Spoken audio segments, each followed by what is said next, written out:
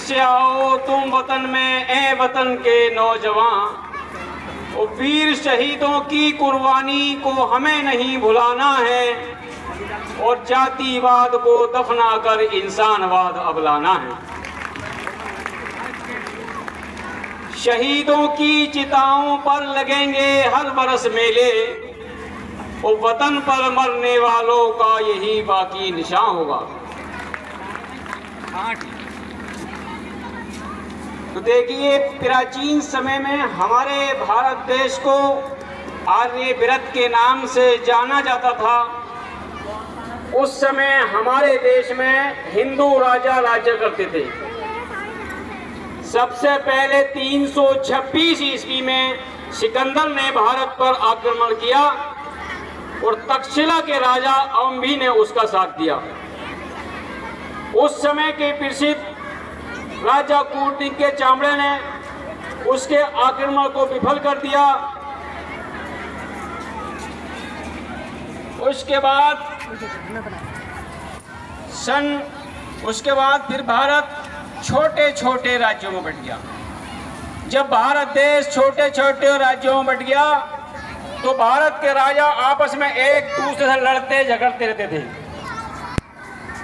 भारत की इस धन संपदा से आकर्षित होकर महमूद गजनवी ने सन 1000 ईस्वी से लेकर 1027 तक भारत पर आक्रमण किए और मुल्तान के राजा अजयपाल ने उसका साथ दिया।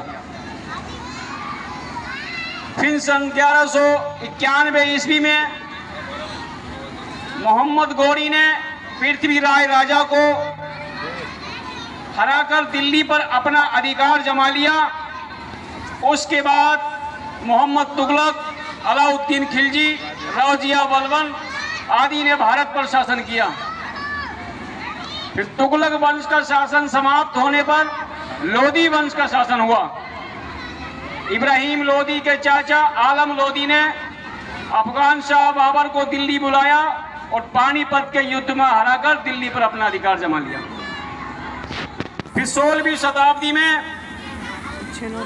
शताब्दी तक लोदी वंश का शासन चला। फिर 16वीं शताब्दी में एक ईस्ट इंडिया नाम की कंपनी हमारे भारत देश में व्यापार करने के लिए आई। उस कंपनी के व्यापार का नतीजा यह हुआ कि उन्होंने धीरे धीरे हमारे देश पर अपना कब्जा जमा लिया और हमारा देश उनके हाथों गुलाम हो गया। जब हमारा देश उनके हाथों गुलाम हो गया तो फिर हम अपनी मर्जी से कुछ काम नहीं कर सकते थे। जिन स्कूलों में उनके बच्चे पढ़ते थे उन स्कूलों में हमारे बच्चों को पढ़ने नहीं दिया जाता था। जिस ट्रेन से वो सफर करते थे उन ट्रेनों में हमें सफर नहीं करने दिया जाता था। हमें बहुत परेशानी का सामना करना पड़ रहा था। यहाँ तक था कि वो हमें इंडियन आर्ट डॉग कहा करते थे कि ये भारत के कुत्ते हैं।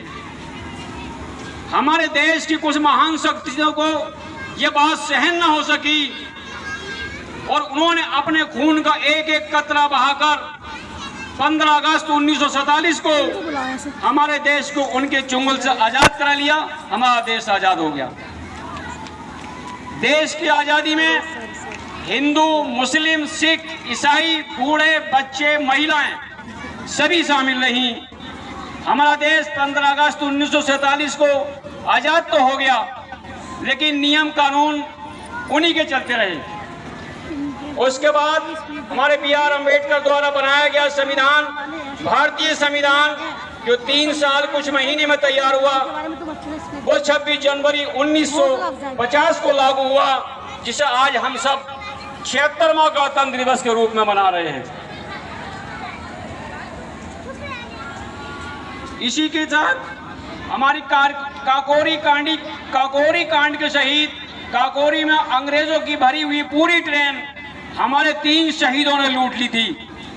पंडित राम प्रसाद बिस्मिल, शहीद अशफाकुल्लाह खां, ठाकुर रोशन सिंह, इन तीनों को फांसी के फंदे पर चढ़ाया गया। शहीद अशफाकुल्लाह खां अपनी मां के इकलौते बेटे थे। उनकी मां ने कहा, बेटा अशफाक, मैं आपकी शादी करना चाहती हूं, तुम इस लड़ाई से पीछे हट जाओ, ऐसा ना हो मेरे अकेले बेटे हो मैं आपको खो दूं। शहीद अशफाकुल्लाह खान ने अपनी मां से कहा, सुनो मां, जिस दिन इस देश में आजादी होगी समझ लो उसी दिन मेरी शादी होगी।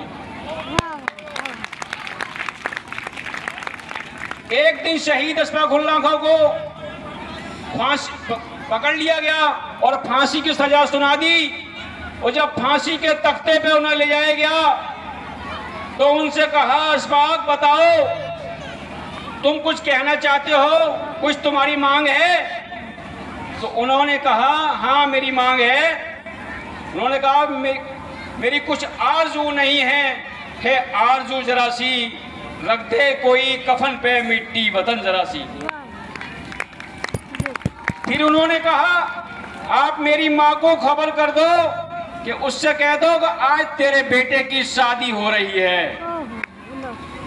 सिपाहियों ने कहा, अशफाकुल्लाह खान आप फांसी के फंदे पर चढ़ाए जा रहे हो और कह रहे हो कि मेरी माँ को खबर कर दो शादी हो रही है, बताओ कहाँ है आपकी दुल्हन और कहाँ है आपके बाराती? शहीद अशफाकुल्लाह ने कहा, आप जो सब मेरे गिरफ्तारी के लिए खड़े हो, फांसी के लिए इंतजार में हो, आप सब मेरे बाराती हो और ये सामने फांसी का फंदा टंगा है, ये मेरी दुल्हन है। ये कहते हुए उन्होंने छलांग लगाई और खुद फांसी का फंदा गले में डालकर शहीद हो गए। तो प्यारे बच्चों, कुर्बानी में सभी का सहयोग रहा है। अब मैं आपसे भी कुछ कहना चाहूंगा, बच्चों से और बच्चों के गार्जियन से।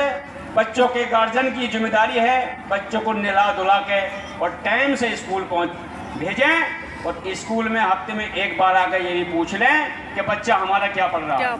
बिल्कुल सही बात। और बच्चों की भी जिम्मेदारी है कि माँ बाप किस तरह से फीस आपकी जमा कर रहे हैं, ईमानदारी से बच्चे पढ़ के दिखाएं।